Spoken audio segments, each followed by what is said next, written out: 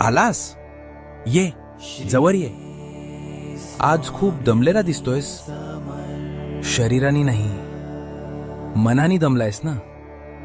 लोकांचं ऐकून, परिस्थितीशी लढून आणि खोटं हसून आता शक्ती संपली ना. तुला रडायचंय ना, पण जागा मिळत नाहीये. ये, ठेव तुझं डोकं माझ्या मांडीवर. सोडून दे स्वतःला. मला माहितीये रे, तुला खूप काही सांगायचंय. तुला ओरडून सांगायचंय की माझं काय चुकलं, मलाच का त्रास होतोय.